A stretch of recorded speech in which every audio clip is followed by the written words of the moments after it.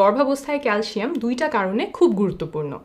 প্রথম কারণটা হলো গর্ভের শিশুর শরীরের হাড়গুলো মজবুত করার জন্য, দাঁত শক্ত করার জন্য ক্যালসিয়াম দরকার। আর দ্বিতীয় কারণটা হলো মায়ের ব্লাড প্রেশার স্বাভাবিক রাখার জন্য। যাদের আগে কখনোই ব্লাড প্রেশার বা রক্তচাপ নিয়ে কোনো সমস্যা হয়নি, প্রেগনেন্সিতে দেখা যায় এমন অনেকের ব্লাড প্রেশার বেড়ে যায়।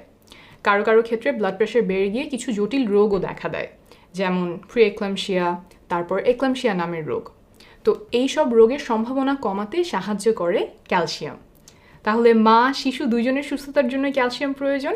আর খাবারের মধ্যে ক্যালসিয়ামের সবচেয়ে ভালো উৎস হলো দুধ। এখন আসি তাহলে কতটুকু দুধ খাবেন। অনেকগুলো গবেষণা থেকে দেখা গেছে যে গর্ভাবস্থায় প্রতিদিন 3 কাপ পরিমাণ দুধ খাওয়া প্রয়োজন। দুধ দিয়ে তৈরি খাবার যেমন টক দইও খেতে পারেন। মিষ্টি দইয়ের চেয়ে টক দইটা বেশি স্বাস্থ্যকর, তাই দই খেলে টক দইটা খাওয়ার চেষ্টা করবেন। আমাদের মধ্যে কারো কারো দেখা যায় যে দুধ বা টক দই খেলে একটু হজমে সমস্যা হয়।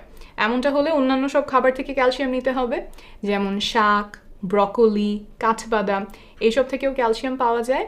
কিন্তু আপনার যদি মনে হয় যে আপনি খাবার থেকে পর্যাপ্ত পরিমাণে ক্যালসিয়ামটা নিতে পারছেন না, তাহলে অবশ্যই আপনার ডাক্তারকে জানাবেন।